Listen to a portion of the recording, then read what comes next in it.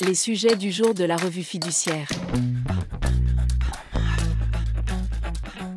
Premier sujet de notre JT. Cautionner des obligations futures. Possible, sous certaines conditions. Les cautions qui garantissent toutes les dettes d'une société peuvent-elles être poursuivies pour des dettes futures ?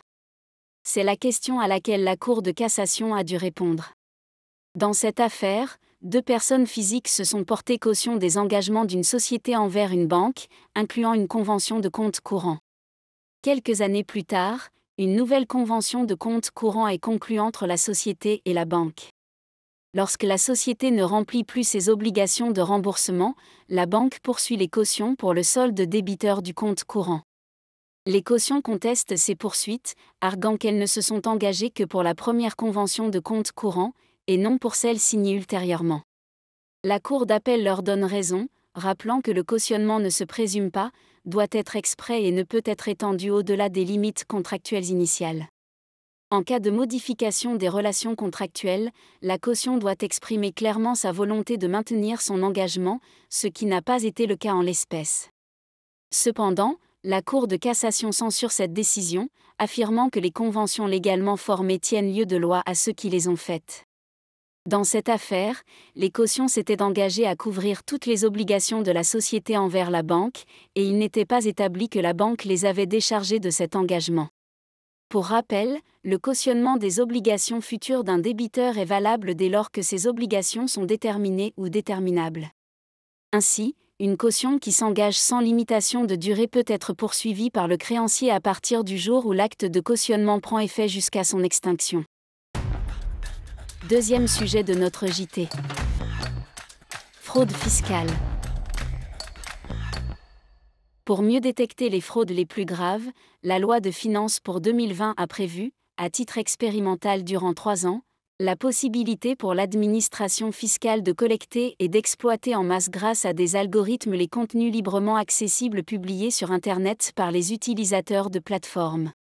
Cette expérimentation a été prolongée jusqu'à fin 2027 et son champ d'application a été élargi.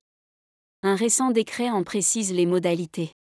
Les minorations ou dissimulations de recettes entrent désormais dans le champ des recherches et l'administration est autorisée à investiguer sur les réseaux sociaux nécessitant l'inscription à un compte. Les agents spécialement habilités à effectuer ces recherches ne sont pas autorisés à entrer en relation avec d'autres utilisateurs de comptes, ni à diffuser des contenus.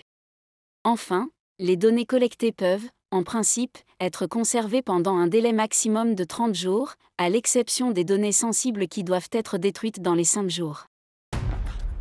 Troisième sujet de notre JT. Utiliser les titres restaurants pour des courses alimentaires reste possible. La loi prolongeant l'utilisation dérogatoire des titres restaurants pour tout produit alimentaire, jusqu'au 31 décembre 2026 est parue au Journal officiel.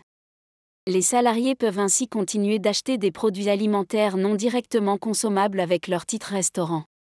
Prévue initialement jusqu'à la fin 2023, cette mesure dérogatoire avait été prise dans le cadre de la loi pouvoir d'achat du 16 août 2022 en réaction au contexte d'inflation de l'époque, puis prolongée d'1 an pour couvrir l'année 2024. Elle permet de fait aux salariés de payer la partie alimentaire de leurs courses courantes, exemple riz, pâtes, farine, œufs, viande ou poisson non transformés, là où en principe, les titres restaurants ne peuvent être utilisés que pour un repas au restaurant, des préparations alimentaires directement consommables, exemple, plats cuisinés, sandwichs, produits laitiers, le cas échéant à réchauffer ou à décongeler, et pour des fruits et légumes directement consommables ou non. L'alcool, les confiseries, les produits infantiles et les aliments animaliers sont exclus. Rappelons que le plafond journalier d'utilisation des titres restaurants reste fixé à 25 € par jour.